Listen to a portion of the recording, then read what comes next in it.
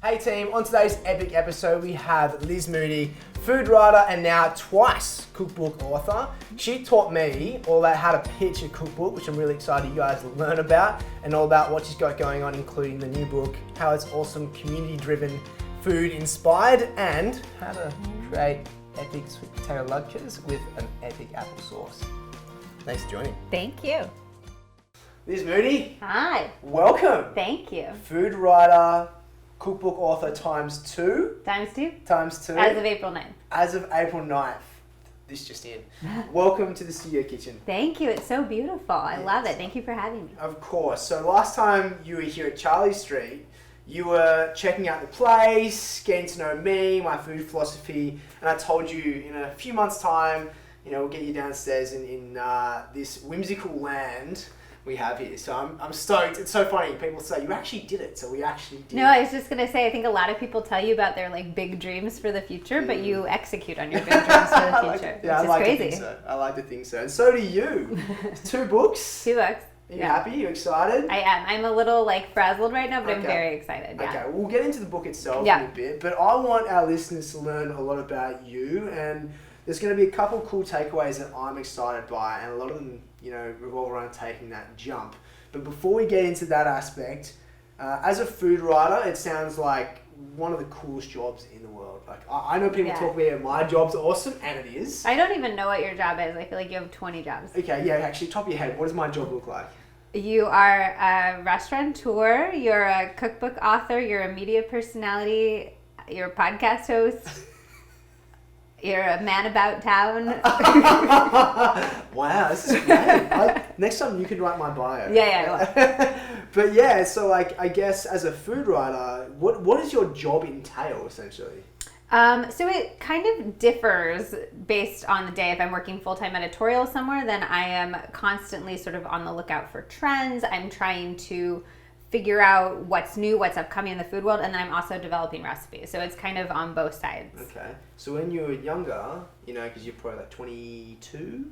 Yeah, I'm a hot 22. Okay, so about 4 years ago when you were trying to work out what you were trying to do, how did someone like yourself get into food? Yeah, so I was actually a writer long before I was a food person. So when I was 15 years old, I lived in kind of a small, a medium town in California, and I thought that my local paper should have a column for teenagers and that it should be written by me. I walked into my local newspaper office and I was like, you guys need to have a column that speaks to teenagers. It needs to be written by me. So they gave it to me, which I think they were mostly just confused. Yeah. But they gave it to me, so I wrote 800 to 1,000 words every Thursday, and then they eventually moved me to the Sunday paper because the column was doing so well. And then when I was 18 and I'd been writing the column for 2 years, I was in, I want to say Morocco with my dad. I was in some Middle Eastern country with my dad, and maybe Syria. I was somewhere with not great internet, and I got an email from McClatchy, which is a newspaper syndicate that goes across the United States. They publish in small town papers across the United States and some medium and larger towns, and they were like, we'd like to syndicate your column, and we need you to fax back this form by within a day or 2 or something. And so my dad and I were running around this tiny Middle Eastern town trying to find a fax machine, which also shows that I'm not 22 because I don't think people use fax machines anymore. Okay. Yeah, I'm like, yeah. I was trying to work a way in of telling you that. Yeah, fantastic. A fax machine, guys. Yeah. I don't even know what they are, how they work, but we did find one. And so then my column sort of ran in newspapers all over the country, and I wrote that for 7 years. So I was a writer long before I did the food stuff. And then when I was and then I kind of took a break. I'd been writing about myself on a weekly basis for 7 years, which was a lot. My column was called Out of My Mind. So it was just things I was thinking about. I wrote about gay marriage when I was the second column ever, and I got a bunch of hate mail because it was very early and all of that. And I wrote about getting kidnapped in Morocco and just weird adventures that I had. Did that actually happen? Yeah, just a little bit of a kidnapping. A little bit? Yeah, a little bit. You with your dad? And No, this is a different trip.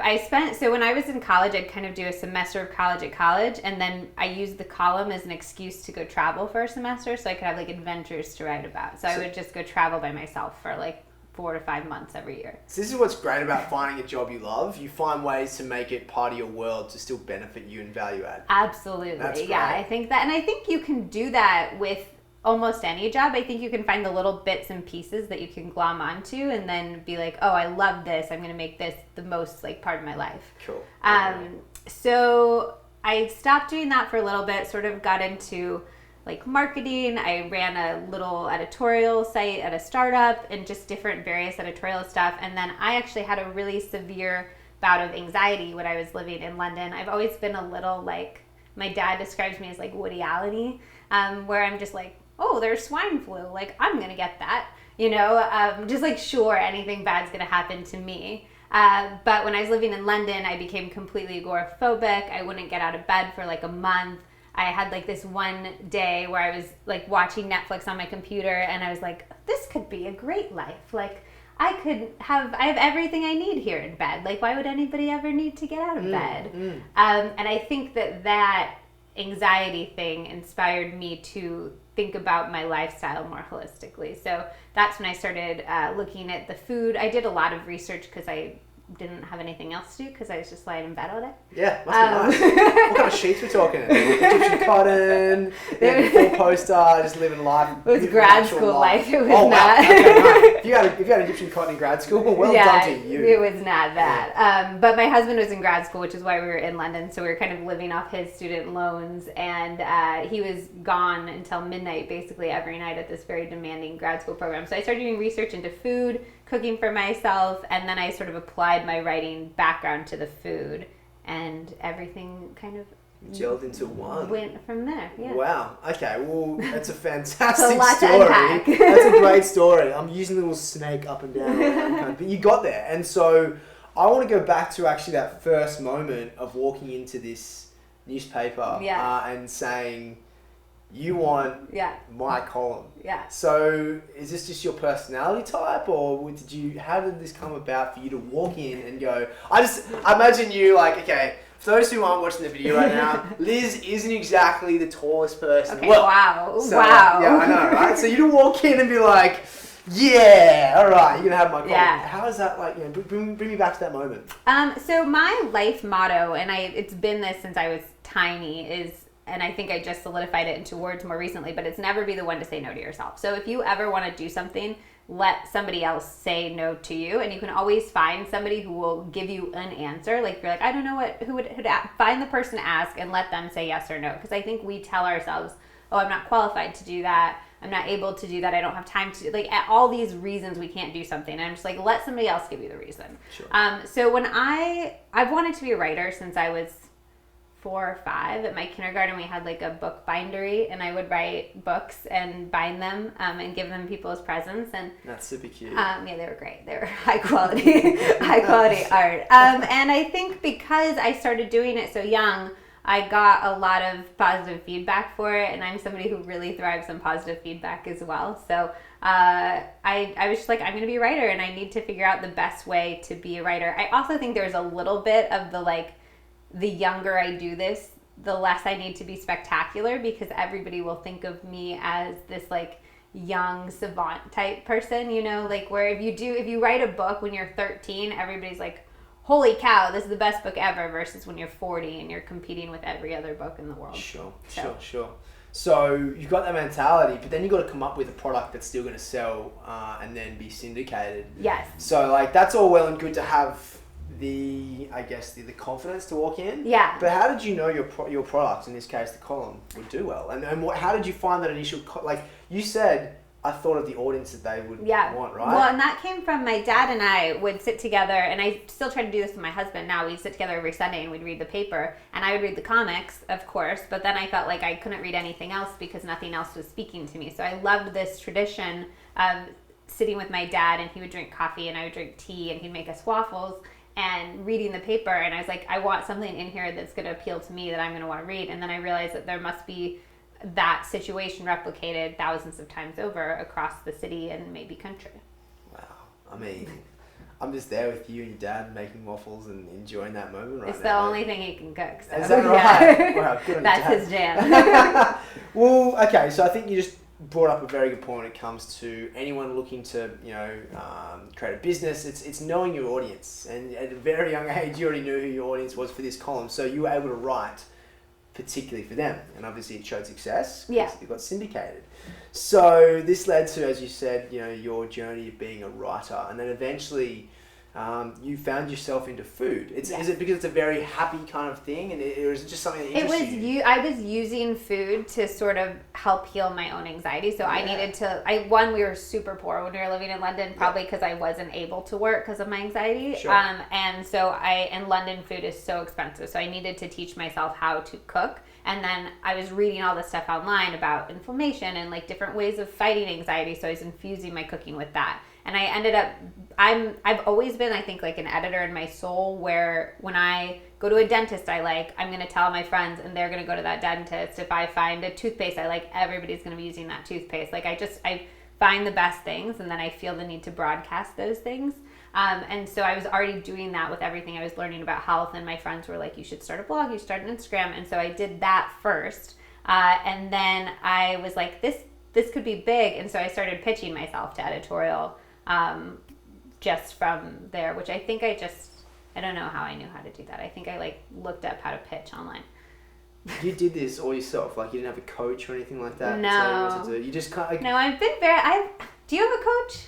No, like I've got people who've told, like essentially I'm like you. If I don't know what to do, I find someone who does, or I just kind of have a go. Like I wrote my first book when I was 20, self-publishing, Dude Food, and I was, I knew the reason why I didn't go to a publisher is because I knew what I creatively wanted. I had people who'd written self-published books before who I consulted and asked questions to. At the end of the day, the people between that was essentially you getting it done. Yeah. Right? So like, I think I look at what you're saying right now, and you're just a doer. You get stuff done. Yeah, and I think that that's a huge thing too. My personality is I don't need stuff to be perfect. I have a lot of friends who will spend forever making something perfect, and I'm just like, let's get it pretty much there, and then we'll call it done and like move on to the next thing. And I'm also very good at seeing like the steps that you need to get from one point to another. And that led to my first cookbook actually. So I pitched women's health it was summer, and I had made like one healthy popsicle recipe, and so I pitched them on doing an Instagram series of healthy popsicle recipes, and they were like very into it. So we did the Instagram series, and then I was like, I've never seen a cookbook of healthy popsicles. So I Googled how to do a cookbook proposal. I found Heidi Swanson's cookbook proposal that she put online, and I just copied that format, made a cookbook proposal, and then I pitched that to agents, got my agent, and then I had 7 publishers in a bidding war over the book. Wow, I'm taking notes. Okay, so just to summate, you did a DIY book proposal deck, which you then pitched to an agent. Yeah. Now, was it more than one agent, or was it just one agent? No, a couple. So a great way to find an agent, I always tell people this, is that if somebody's a good person, they will always thank their agent in the back of their book. So you go to books that are like your book, and then you go to the acknowledgments, and you see who they're thanking. And they'll always thank their agent, usually in the top paragraph, and you can find that person's email online. It sounds so original, but like, oh God, I can't believe people don't think of these things. Yeah. This is great. Okay, so you wrote a book proposal by looking online. You then looked at the back of books of people who'd written the cookbook, and that was a way to reference someone. So you kind of got a few of those people. Yeah. You sent them the proposal. Yeah. They then said yes, and then they sent it on to obviously all the different publishing houses. Yeah. And you had 7 people bidding over this concept. I just look at that and I just think every step of the way you have got to have some sort of just built-in marketing, geniusness to yourself. That's not like something... I just made somebody every step. I was like, I'll make somebody else say no to me. I'm not going to be the one to say no to myself. So you're following your own philosophy. Yeah. I love that. Yeah. Oh, and it's led to you now being in the kitchen of the Epic Table. So, I know. Wow. It all brought me to this moment. Right now. So speaking of which, I want to hear a bit further about the next step of this book, the first book, and then obviously your current book you're about to release. But as we always do in the Studio Kitchen, we get cooking. So we're going to hear from one of our sponsors, and when we get back, we're going to cook a dish that's nostalgic to you. Yay. All right, Liz. So you've asked for sweet potato latkes. I asked for latkes. You made them sweet potato. Yeah, this is true, actually. Is that all right, though? Yeah, it's totally fine. Yeah. So you said any potato and onion's fine. Yeah. Right? Yeah, any form of potato is honestly fine, but latke is my favorite form. So talk to me about, some people don't know what latkes are. So what is a latke? I know. In Australia, I didn't know what it was until I came here. Oh my gosh. So- Okay, so a latke is like, it's a fritter, essentially. I think anything that you turn into a fritter is better than anything that's not a fritter. Sure. Is that because the crispy texture you get from it? Yeah. It's just, you're frying it, so it's good. And I like to do a pan fry situation, so it's a healthier version of a fry. But I'm a kind of like a trashy eater. People are always like, what kind of food is your healthy food? And I'm like, trashy healthy food. Trashy healthy. What's defined? Is it like healthy-ish? It's quite healthy, but it's healthy versions of things like taquitos and chocolate chip cookies and the stuff that I like. I did not grow up in a foodie family. I grew up with like boiled hot dogs and then my dad's waffles that he made, once a week.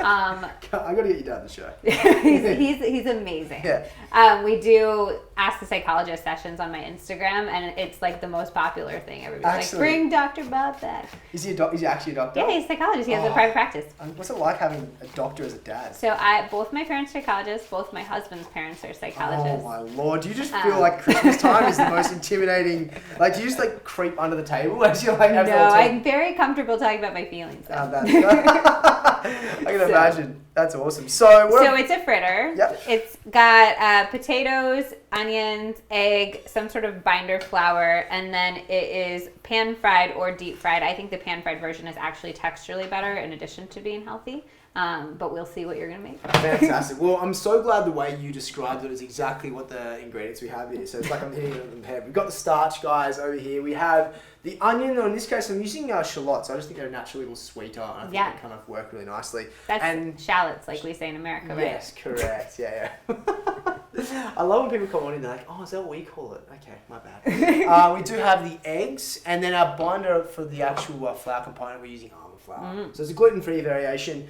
This is something I did, I think it was 2 years ago when I first came to the US. I had, I think it was an American holiday, and I did something Jewish. Hanukkah? No, I think it was Hanukkah. That's right. Yeah. Sorry, still reminding me. Hanukkah is like the classic Latke holiday. Yeah, it is. That's but I eat them year round. I just think they're delightful. They're really simple to do for friends and family. Yeah. Well. So all I'm doing here is just literally combining everything. So we've got here our sweet potato, our shallots here as well. We're going to add in a pinch of salt and seasoning. Do you want to do how's your salt, babe? Oh, it's pretty good. Yeah, it's pretty baller. Unreal. Oh, look at that. Oh, a little circle as well. Love that. Pinch of pepper. And I think what's really cool here, guys, is you can I've seen people add spices to them as well, just to add a little bit of a twist. So in this bowl is kind of like make a patty, and I'm definitely going to sear it. I'm not going to put it in a fry. So yeah, it's a really simple thing you guys can do. So again, all ingredients in one. Can you crack an egg one-handed? No, I wish. Will you teach me? Yeah, okay. So grab your egg like a ball where you got the two fingers over top, the thumb in between. In between the two fingers and the thumb, you have what is going to be your critical point, which is where you're going to crack your egg. So just like so, you're going to crack. Okay, and then from there, you're going to separate between your thumb and your two fingers and push with the back of your knuckle. Like that. I just feel like my hands are too small. Show us your hands. I have teeny. My husband for our ring. The ring designer was like, "Are you marrying a child?" Like, oh no! I have teeny hands. Well, I'm going to trust you to have a crack here, quite literally. Okay, so yeah, critical point. Critical point. Nice clean crack. Oh, natural, Liz! Yes. Oh my god, that was so satisfying. That's a moment. We had a moment. We have a hold. I want to do more. Does this mean more eggs? Yeah, we have to make more latkes. I love that. How should I dispose of? You can hand it into my hand. Wonderful. And just never wash that hand again because it is golden right now. Yeah, no, this is beautiful. It's beautiful. You can use this. Thank you. So I'm just going to mix this, guys. I'm just kind of putting the eggs to one side and creating a little bit of air. But other than that, I'm just going to combine like this. Add a little bit of flour, in this case the almond flour. You're very seriously measuring all this. Well, you know me. Yeah, I'm an intuitive chef. Yeah, same. You know, and like... It makes writing cookbooks hard. Oh my lord, I tell people this all the time. What was the hardest thing in creating your books? Was it actually going back and measuring everything? No, it was 100% like deciding they were done and then letting them like go out in the world. Because when I write food content and articles, it's online, and so I can always go back and re-edit and change things if I want to. And this is like, no, it's printed. Okay, yeah, that's true. Copies are done. So talk me about your first book. So you made this popsicle situation. Did you have creative control over it? No. So Clarkson Potter is my publishing house. They're a division of Random House, and they're sort of like the premier cookbook publishing house. They publish Ina Garten and Chrissy Teigen and all of those types of books. So it's a great company to be in, but they're also very much like, we know how to do this. You don't.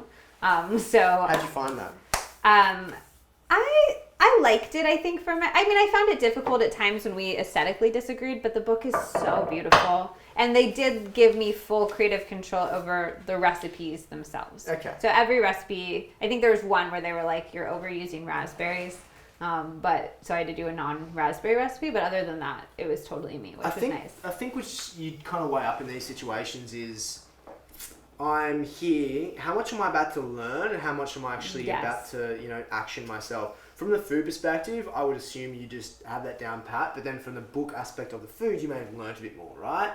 So like you may find yourself on the online writing front, it's different to writing in a hardcover, as you just said. Yeah. So like you may have gone, okay, well, they may know what they're talking about in this department. Well, and I also I think it's what you said, but I also like to learn as much as possible. Like even with the food stuff, I feel like I'm good at food, but I love like watching you cook and watching other professional chefs cook. It's one of my favorite things about my job is that as a food writer, I have exposure to all of these amazing people. So I'm constantly like synthesizing new information. Unreal. So how long does this whole book process, the first one, take? 2 years. They all take 2 years. Always take 2 years. At least for a cookbook or something like that, you get about a year, unless they're rushing it because it's like the keto diet or something they're trying to get out very quickly. Yeah. You usually get about a year, a little bit less than a year to write the recipes, have them all edited and totally finalized, and then you do the photo shoot, and then everything needs to be totally wrapped within about 6 months before it publishes, so it can get sent off to China. Wow. See, this is what's so funny. I remember getting my first book done in 2 months. Yeah. And after that, I just had a visceral physical reaction. So I wrote it all, did testing and everything within like a month, and I got it shipped back to me within a month. So I got 2 months. Oh my god. So this is where like self-publishing to me is like, wow. So I just told you earlier, I'm going to be releasing my next book for the end of this year, right?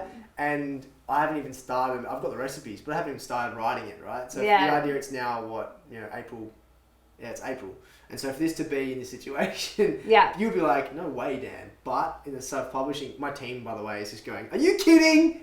Don't. But you clearly make stuff happen. Yeah. So, and I think that's the difference is that self-publishing it has so many pros. I think when you're publishing a cookbook with a major publishing house, you're doing it. I think people think you're going to get rich, which you do not get rich. Nope. All of my friends from home are like, oh my gosh, can you like buy me something? I'm like, no, I can't. Can you actually buy me something? Yes, please. You don't get rich, but you get a lot of legitimacy, you get a lot of credibility, and it's a great way to like get your name out there. And I think self-publishing doesn't have those advantages in the same way, but it has a lot of other advantages that you don't get through traditional publishing. 100%. We say this as I've made a little bit of a patty with our lovely mixture, just like so. It's kind of like, I like having the edges of the actual potato because then they get crispy. Yeah, the crispy bits. And I'm just lightly putting them on. I added that beautiful olive oil as well, which we can talk about as a good segue. So you did your book, and was your book a bit about healthy as well, or is it kind of just like new book? No, the first one. Yeah, the first one was all health. It's healthy popsicles, so it's like superfood popsicles. So how did you get into health specifically? Is it the same thing with the research you were doing through your anxiety period? Yeah. Okay, cool. And so then you're working at Mind Body Green. Yes. How'd that come about? So that came about when I had moved back from London. I had already had my cookbook deal by then, so I was working on that. And I was just a huge fan of the site, and I had worked in editorial and sort of various other capacities for so long, and I wanted to get a full-time writing job. And I was like refreshing the jobs page on the site because I love them so much, and I emailed them and I was like, this is who I am, and they hired me within like 4 days. That's I think. Great. Yeah. Congratulations. Yeah, it was great, and it was a really wonderful.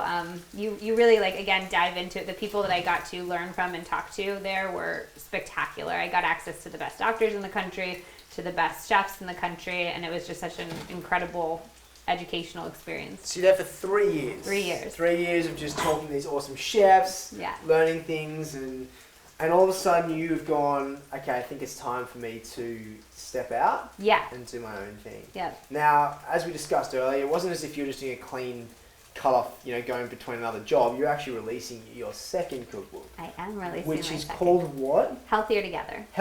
Wow. Wicked name. Isn't it nice? Oh man, I'm so jealous of that one. That's a great name for a cookbook. Okay, so... Which it came to me when I was browsing the little bookstore in Chelsea Market, and I'd been trying to think of an idea for my second book. Sure. And I was like, it just appeared, and I went up to my husband and I was like, it's Healthier Together. And what was his response? He was like, that's it. And then I emailed my agent and she was like, that's not it. And I was like, no, it's it. Send it to my editor. And then my editor was like, that's it. Oh, that's awesome. And my agent likes it now. Oh, yeah, of course, right? He's on board. So that's a 2-year process for your second book as well, right? Yeah, these smell so good. They do, don't they? I'm really kind of feeling disappointed for you guys. You don't have subscription to Smell-O-Vision yet. So for me, I'm looking at this and you're getting a nice, beautiful golden edge. Don, you might want to get the title of this one, brother, just so they all come in and see. It's beautiful. So this is what you're kind of looking for. Let the food talk to you. You see the sizzling going on. It's exactly the reaction you want from a latke. Am I saying that right, latke? Yeah. Yeah, perfect. Now you can just get any devices to get under it. I've got a fork here. I'm just going to flip it. And that is a golden goody bit of nice there. Yeah? Are we got approval? Yeah. Yeah, approval. This is excitement. Look at this excitement. Oh my God. It looks beautiful. Liz Moody in my kitchen. All right, so talk to me about that process of knowing, was it 2 years ahead that you knew you were going to leave after the second book? No, it How wasn't. Did that come about? So I think it was just as things were sort of starting to ramp up. 3 years is a very long time in the editorial world to work in a place. Yeah. And as things were starting to ramp up for the book, I realized that this book was an opportunity for me to take a leap. I think you don't necessarily have a lot of opportunities in your life if you're trying to establish a personal brand, if you're trying to kind of shape your career in that way, to take it and run with it. And I wanted to have the time and energy to take it and run with it. And so how long before the actual time you split off did you say, okay, it's time? I think it's December. Okay, so 2.5 months kind of thing, yeah? 2.5 months. I think a lot of people, and they'll say it day in, day out, they're doing their job, in a nice place in life, they're paying their bills, but they feel like there's something else they want. Mm. And I feel like what you're telling us right now is a pure example of what a lot of people can learn from. So you took that leap. Yes, but I have specific advice for those people. Let's hear it. What do you got? I think that you should let your creative thing that you love to do be a side hustle until it really, really reaches a point where you're sure that you can support yourself. Because I think a lot of people, I did this, so I always thought that I was going to write novels. That was always my writing path, and I quit a very well-paying full-time job at a startup to write novels, and that sent me into my whole spiral in London. And I think that it puts a lot of pressure on the thing that you love to do to all of a sudden be like, I need to make my income and make enough money to support my life on it. True. And I think if you have a job, you can let the creative thing be what it wants to be instead of trying to be changing it so that you can immediately be making a lot of money off of it. So with my cookbook and with my personal brand, I waited until I was sure that I was at a place without compromising my brand that I could make the money that I needed to make to support my life. And I think if I had done that any sooner, I might have ended up making compromises that I wouldn't then feel creatively satisfied with the thing that I was supposedly dreaming about doing. I think that's a really bit of smart advice. And I say it to a lot of people that, until you get to a point where you can, live, there's no point moving. So there's no point jumping ship without something sustainable. Or even if you're looking at stepping back from your current role to allow your team to grow, maybe taking a pay cut, and then allowing to invest in some other things. That same process is, unless you can actually, look after yourself in a way that's still going to be you, because you as your personal brand is, you've still got to be you and be able to put out the energy and the positivity that you are. So it's a really good point. Regardless, you did it. I did it. You did it. And so you've stepped up, you've taken that leap, you got to a point where you were satisfactory, going, you know what, I think I can do this right now. I felt comfortable. Yep. Despite someone who's faced anxiety and that's do you still face anxiety today? I do. It is definitely better. I'm not currently doing this in bed, which is great. That's great. Probably for a lot of reasons. but yeah, I'll have panic attacks occasionally, and I do a lot of things to sort of manage my anxiety, which is something I talk about regularly with my audience. Sure. And I think anxiety is it's a very common thing. So common people sometimes don't realize it. Yeah. But it is great to talk about it, and it is I speak to people all the time about their first reaction to things? You know, do you all of a sudden get heightened when a problem comes along, or you think about something, all of a sudden you feel your heart rate increase and you feel really uncomfortable? Because that, believe it or not, is a sense of anxiety. But until you recognize it, sometimes admitting to it is one of the most strong things you can do. Right, absolutely. And when I was in my worst place in London in bed, I would read stories of people who I viewed as successful having anxiety, and it gave me so much hope that I could have like a future that I was proud of and excited about. So I view it as my responsibility now to talk openly about all of the stuff that I have gone through and that I am currently going through, because I think the more we talk about it, the better it is for all of us. Unreal. Well, speaking of talking about it, I'm going to talk about these Latkes for a second. Oh, yes. So these are super crisp on the outside. And after a short little break and a word from our sponsors, we're going to jump right in and maybe serve them up with some applesauce. All right, Liz. So the first part is cooking effort. You got to hang out. We're now going to put you to work. Your knife skills are pretty solid, right? Yeah. Second cookbook. Fine. So can you just do your best effort of some diced apple for me? So we're going to make a really simple applesauce to go along with our Latkes here. And this is really pretty much with fat. So you've got the coconut oil, or you can use olive oil. We've got a little spicy. You've got the cinnamon, which you can use allspice as well, and the apple. You can also finish off with the acidity, which we are using with the lemon juice. You've already got some acidity with the apple as well. I think it's washed. Sorry? Are these washed? Yeah, of course. They're stickered still. Doesn't matter. All right. Yeah. Jeez, wow. Being absolutely judged on my own podcast. I love it. Whilst you're chopping, I want to hear a little bit more about this book of yours. So why do you apart from obviously the epic name, talk to me about the actual book itself. So Healthier Together, it's healthy cooking for friends, coworkers, and couples. And it's all about building community through food. I always say that food is like one of the few things that everybody in the world has in common. True. Yeah, everybody, all cultures, we all eat. We all have to eat. And I think that community is a huge thing that's lost in all of the conversations about wellness. Like we talk about what supplements we should take and what our workout routine should be. And we're not talking about the fact that we don't feel good. We're not happy. We're stressed. And I think all the supplements in the world can't change the fact that like we now define success as having your own big single family home that's apart from everybody that you have known and loved your whole life. We don't talk about the fact that you're moving away from your family. I mean, you live here and you're from Australia. True. And I think that that's just really, you've done a great job, I think, of creating community here. Sure. But I think that that's a really, really tricky thing to do. And I think we're having an epidemic of loneliness, which leads to things like anxiety, depression, and all of that. So my whole book, the goal is to create community through cooking together and eating together, and that we'll be healthier together than we are alone. So the food itself is very health-oriented food. It is all gluten-free, dairy-free. It's designed to fight inflammation and heal your gut and balance your hormones and all of that. But it's really designed to be done together. The recipes give instructions for like what you should be doing and what I should be doing. That's cute. So hang on a second. So is it a thing where it's great for a date night as well, and you have yeah. There's a fancy food section, which is meant to, so all of the sections mimic times where you would be unhealthy together. So there's like a brunch vibes, there's fast, cheap, and easy, there's fancy food, there's cocktails and bar bites. This is brilliant. Mm-hmm. So you can almost make it like a weeknight date situation where each week you have a different recipe to do. Oh yeah, you and your girlfriend should do that, and then like tell me if your romance is revitalized. Not that it needed to be revitalized. Yeah, look, I don't want to get too visual here, but it's pretty solid.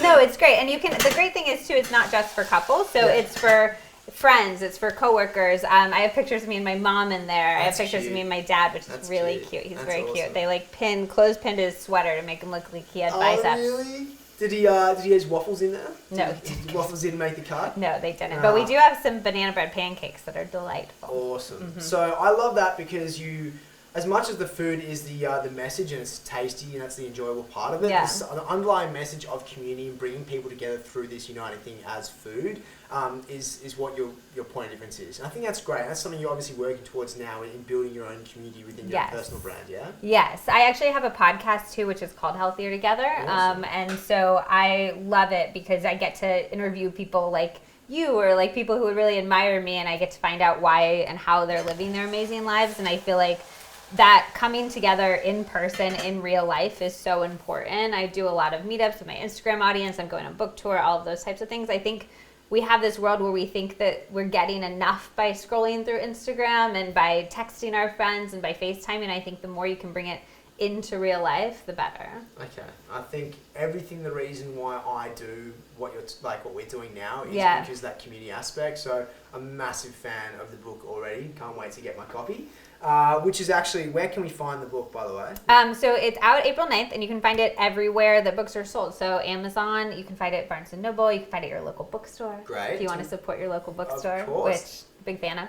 Massive fan of that. Do you have any signings in New York that we can hear about, or anywhere, nationally? Yeah, so LizMoody.com has all of my events. So I'm doing events in New York, Seattle, Portland, San Francisco, LA, right. Nashville, Chicago, Wow, you got Austin. the whole thing down. You really are a writer. You know how the little, little quirky tips come up. I just want to see the country, man. I'm excited to go hiking in the Pacific Northwest. Once again, go back to the fact, create a job where you get to get Exactly. value add. You No, created 100%. a cookbook so Yeah. you could do a I tour did. of it wasn't as if, I'm going to create a book so I can sell books. It's actually, I want to tour the country. How do I do that? Oh, create a book. Well, and I want to connect with people. I think Sure. I'm just so excited about getting to meet people from all over the country and talk to them about the lives that they're living and their challenges that they're overcoming and all of that. So I'm very excited about That's that. epic. That is really cool. And just as cool, well, it's actually quite hot, but we have our apples. This is honestly, basics 101 on how to create a super tasty sauce. And this can be, pretty much used in savoury as we are today, or sweet. So we've got here apples, added some olive oil, cinnamon, a pinch of salt. A pinch of salt's great because not only does it lighten the natural sweetness from the apples, but also draws out the moisture. So it actually allows to create that saucy nature naturally. So, it's actually scientifically or chemically quite appropriate for creating a sauce to add salt. So that is kind of like a thing is let it set and forget. Putting a lid on will obviously make it saucier because you're not allowing more moisture to evaporate. But if you got to a point where it's quite soft and you want to get it a little thicker, just take the lid off and allow it to get to the point where you're happy. How long are you doing it for? I'd probably say 15 minutes. It's not going to be much longer than that. But honestly, if you had it at a really low heat, you can then go for about 45, even to an hour, and while you're doing everything else. Yeah, exactly. I talk about my concept of time on the tools. So it's this took probably 3 or 4 minutes to actually do. It may cook for an hour, hypothetically. But you're not doing it. No, so your time can be reading books, making waffle pancakes with Dad, making another cookbook and getting it out quickly, All those laying on the couch. Yeah, exactly. Same. Exactly. So what's next for Liz, obviously? So she's at a point now where you're about to release this book, about to go on tour. Yeah. But obviously you're going to be looking at other things you're doing within your brand. So what else is next? Yeah, so my podcast is a huge focus for me right now, Sure. Mostly because it's my favorite thing I do. That's I just awesome. love getting to talk to people and ask them all of... I'm like the kind of person where I go to a bar and I sit down next to somebody and I'm like, what do you think is the purpose of life? Yeah. And they're like, I just wanted a drink. So it's really nice to have a forum where I have full permission to ask all of those questions Sure. and to learn all of those things. So the Healthier Together podcast is huge for me. And then the book tour, I'm going to be book touring through August. Oh, wow. Yeah, so and and I'm glad you got you hiking. before you got too big for me to get you. Jeez, So, thanks. So that's going to be a big focus. And then hopefully writing another book and continuing to connect with people on Instagram and on my website and all of that. Epic. And so your website is? LizMoody.com. So all you need to remember for me is Liz Moody and Healthier Together. Healthier Together is the book and the podcast, and Liz Moody is the website and the Instagram. Oh, perfect. 4 so words. that's sorted. Nice and easy. Yeah. Okay, so we've got a couple of quick fire rounds of questions here. Okay. So I'm ready. Morning routine. Hit me up. What is it? Okay, so I wake up, I cuddle my husband and cat. We have like a 3 situation spoon nestling, which is really nice. I love the fact you actually have a routine of cuddling your husband. And Oh yeah, no, again, it's the community, it's the connection. I Of think course. that's so important. Of One, course. it's just good for your cortisol level. Yeah. So if they don't want to cuddle, you can say, this is for my health. Like, I need this for my health. You can Sure. say that for sex too. Like, Okay. I need this sex for my cortisol levels to fight inflammation in my body. You heard it for first, guys. Just in case someone needs an excuse, there is one. It's a good one, yeah. And then I get up and I brush my teeth first, and I don't like to consume anything until I brush my teeth because I feel like you have all that bacteria in your mouth overnight. Yeah, definitely. I water pick, and then I make a green smoothie every morning, and What's I drink. in this green smoothie? I It want to know changes details. every single day. I use my green smoothie as like my opportunity to have things that taste like milkshakes and dessert. Just quickly though. Oh, Sorry to interrupt your beautiful smoothie talking.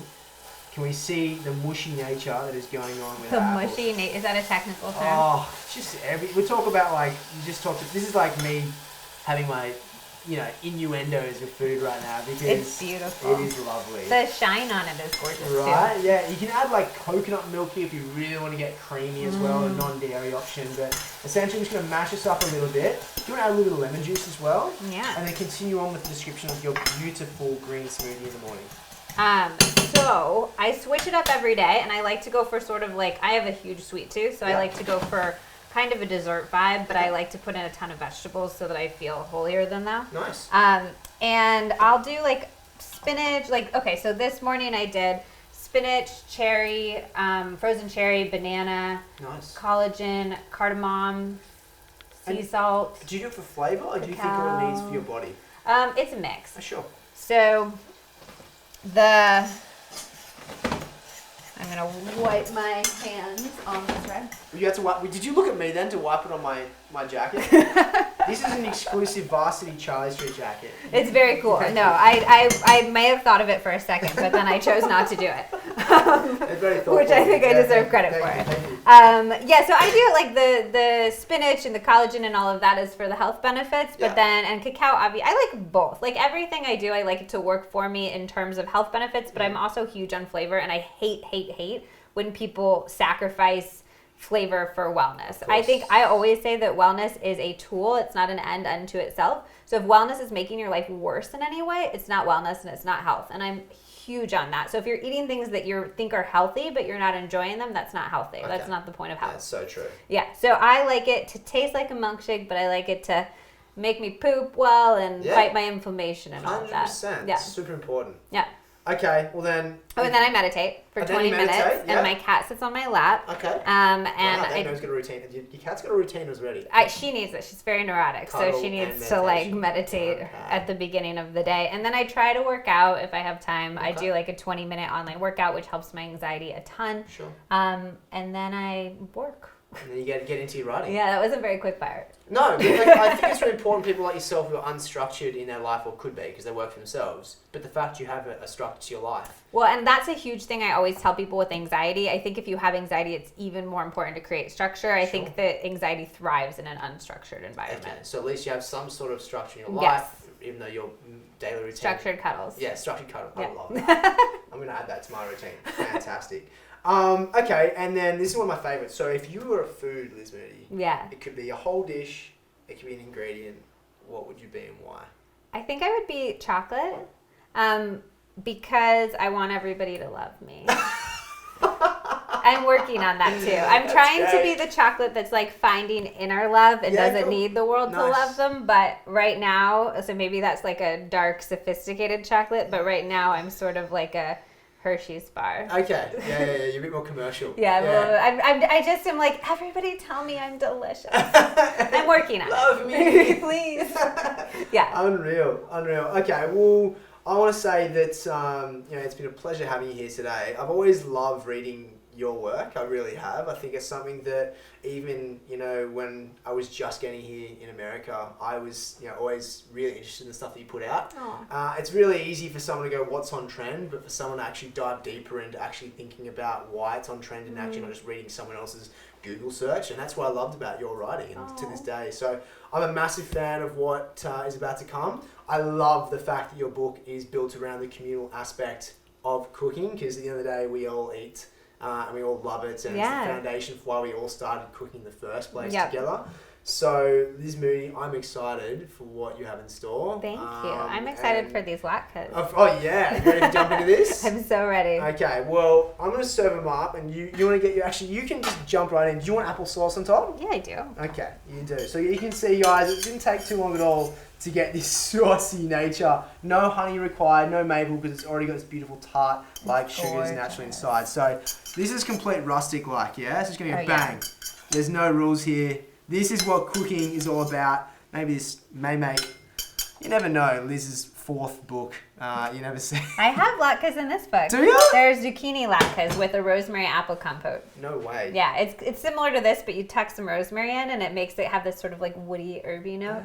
It's lovely. I might have to get my little apple rosemary situation on. Well, let's get you a knife and fork. And we can sign off by saying, Liz Moody, thank you for being here on the Epic Table Podcast. And if you would like to hear more, and obviously please go get her book because it is going to help change your life and many people around you, because it's all about cooking with your family, friends, and the people you love. So Liz, thank you much. Thank you so much for having me. Of course. I'm going to eat now. Yeah, jump in. Let us know. This is critical. And team, of course, if you want to know where you can find this recipe and anything from today, you can see in the show notes down here. If you want to follow Liz, make sure you hit her up on Liz Moody. Oh my gosh, so good. Right? Mm-hmm. I mean, look, hang on, I got to tuck into this. This is kind of rude. It's like salty and sweet and savory and perfect combination. all the and a little bit of the acid from the lemon. Oh my gosh, it's so yummy. Oh wow. I love it. Oh wow. I love Latkes so much. We love our job. And it's a perfect latke. It's like crispy on the outside and chewy in the center. Appreciate that. You're a good cook. Have you thought about doing this? You know, professionally. I think about it. Thanks for joining us today, guys. Make sure to head up next episode and check out this. See you soon. Bye.